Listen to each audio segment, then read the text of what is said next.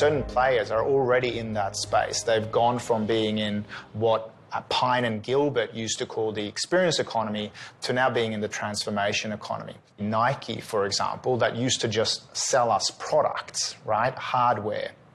But by having an app like Nike Plus, for example, by having Nike Running Club, and allowing you to co-produce or co-innovate which kind of shoes perfectly fit you, all of a sudden they're finding that the digital software is selling more of the hardware, and they're fundamentally invested in your own self-actualization or climbing of Maslow's needs hierarchy to make sure that you're wealthier, healthier, and better off. And that sort of transformation economy, I think, is the next level to this idea of co-creation.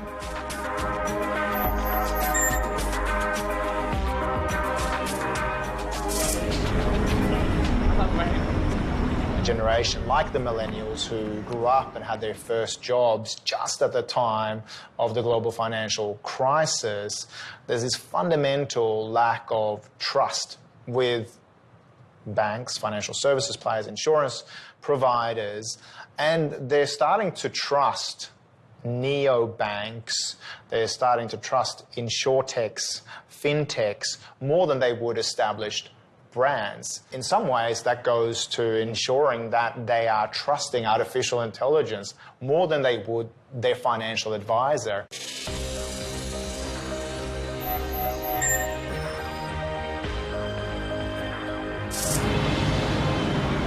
The physical world and the digital world or the virtual world are increasingly now blending. I think we've seen this via very popular apps recently, be they Snapchat, for example, or recent innovations when we go off hunting for Pokemon, for example, in parks around the world. And while they might just be the kind of first instances of augmented reality or virtual reality creating new perspectives around ourselves, they are this blending of the physical and the digital, which is fascinating and certainly creates a lot of opportunities.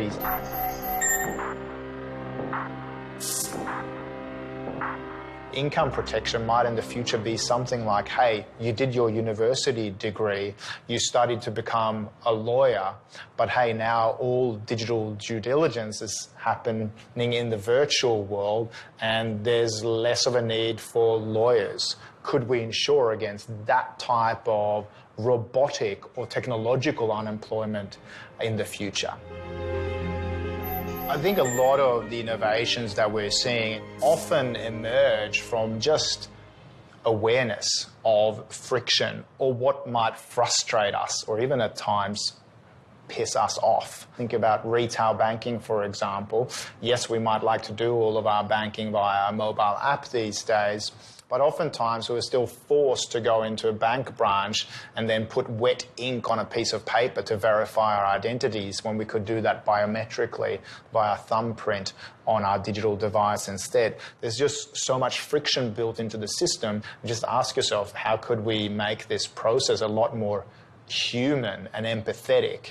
And that sort of empathy is really where we find a lot of innovation.